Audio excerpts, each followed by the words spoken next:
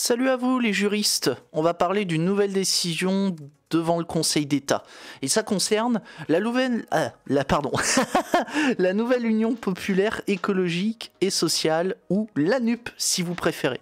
En fait, le ministre de l'Intérieur, Gérald Darmanin, a précisé les 18 nuances politiques qui seront attribuées aux candidats lors des élections législatives qui se déroulent aujourd'hui, au moment où je tourne la vidéo, et aussi le 19 juin 2022.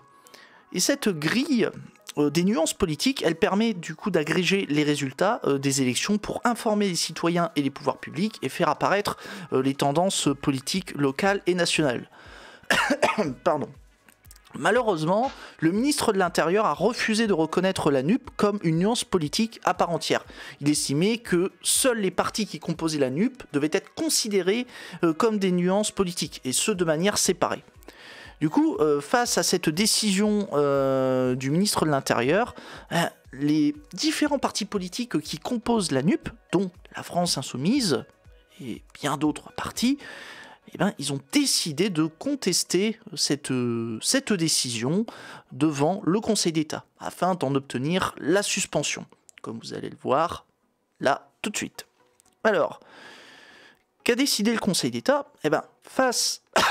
Pardon, décidément, je suis navré, je vous défonce les oreilles en toussant, mais bon, je vais essayer de survivre jusqu'à la fin de la vidéo.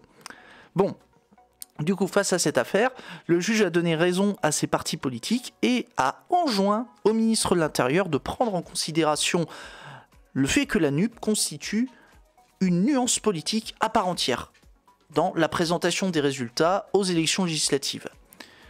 En effet, pour le Conseil d'État, le fait de comptabiliser les partis de la NUP et ceux de manière séparée, comme a fait Gérald Darmanin, ça peut constituer une atteinte à la sincérité de la présentation des résultats électoraux.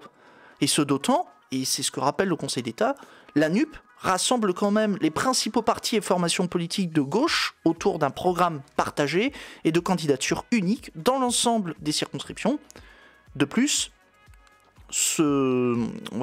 la NUP constitue aussi un courant politique qui participe à la structuration du débat des élections législatives de 2022.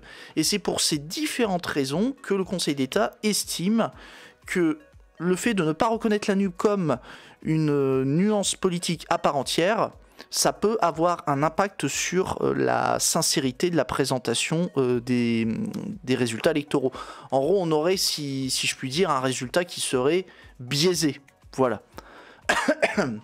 Du coup, c'est tout pour cette info.